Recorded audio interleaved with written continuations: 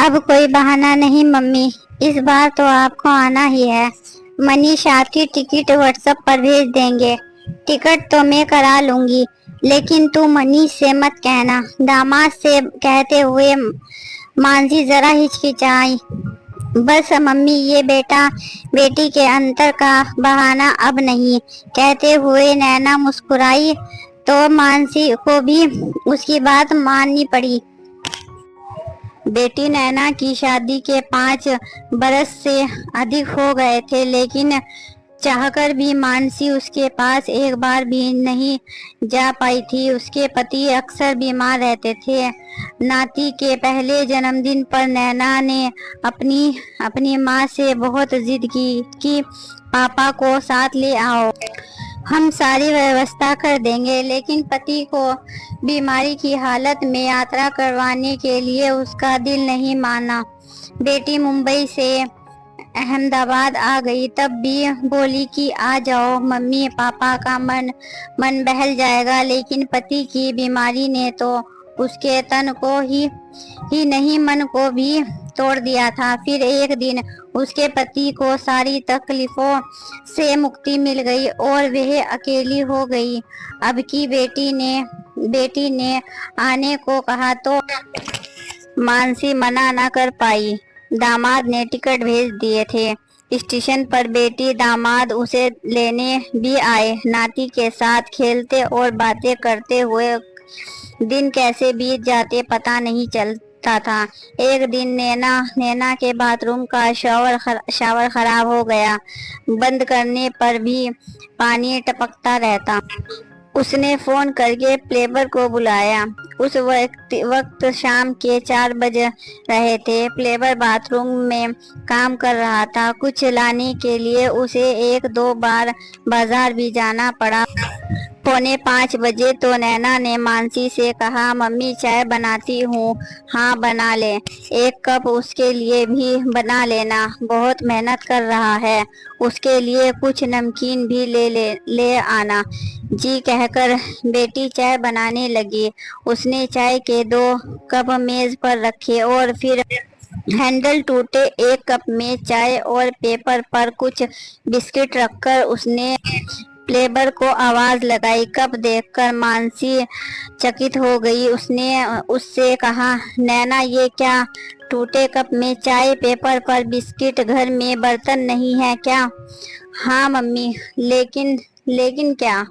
मानसी का सव्य तीखा हो गया था। वो मेरी सास छुआछूत मानती है। उन्होंने इन कामगारों के लिए रसोई घर के बर्तनों पर पाबंदी लगा रखी है। कहती है ना जाने किस जाति धर्म का होगा और फिर कहाँ काम। मानसी बेटी की परेशानी समझ गई थी। उसने बिस्कुट एक प्लेट में रखा और अपना चाय का कप प्लेबर को दे दिया। पेपर गिलास में चाय पीते हुए उसने नैना से कहा, देख बेटी, हम सब अपनी पुरानी मान्यताओं से बंधे हुए हैं। तुम्हें याद है जब तुम्हारी दादी हमारे साथ आती थी तब वो कितना छुआछूत को मानती थी। वो तो होटल में खाने से भी परहेज करती थी, लेकिन जब तुम्हें ऑपरेशन करवाने के लिए हॉस्पिटल में एडमिट होना पड़ा, घर का खाना खाने पर प्रतिबंध था, तब उन्हें अस्पताल का खाना खाना पड़ा और तब उन्होंने तुझे अपने पास बिठाकर कहा था, बिट्टू हम बेकार ही तेरी माँ पर टोका टोकी करते आए थे। ये नर्स और बाई लोग हमारी कितनी सेवा करते हैं, हमें सहारा देकर उठाते हैं, चलाते हैं।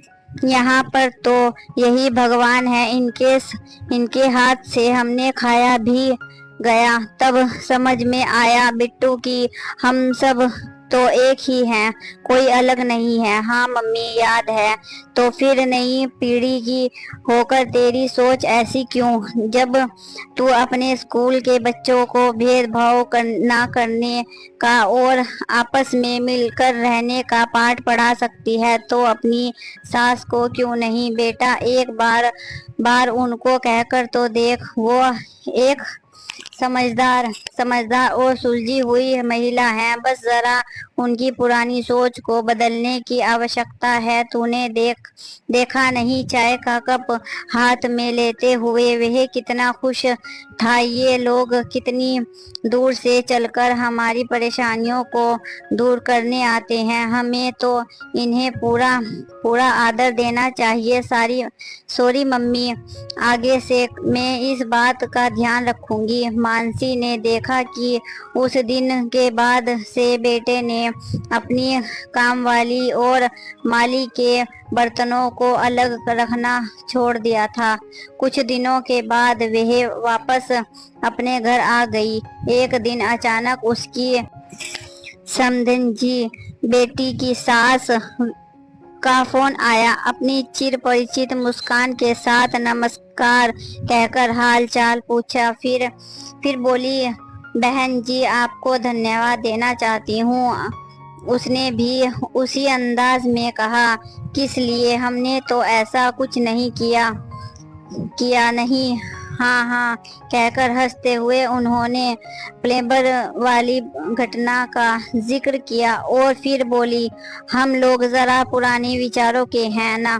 परिवार में जो देखते आए बस उसी को मानते आए। यहाँ आए तो नैना ने मुझे समझाया कि ट्रेन की सीट पर बैठने वाले और रास्ते में खाना खिलाने वाले से जब हमें कोई परहेज नहीं, तो घर आए इंसान के साथ क्यों?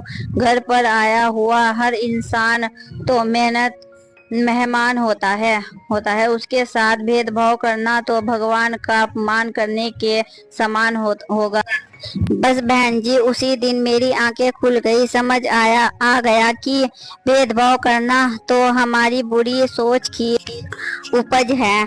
आपने अपनी बेटी के साथ साथ हमें भी शिक्षित किया है। आप सामने होते हो तो हम आपको दंडवत, बस इतना भी सम्मान मत दीजिए, कहकर वे दोनों ही फोन पर हंसने लगे।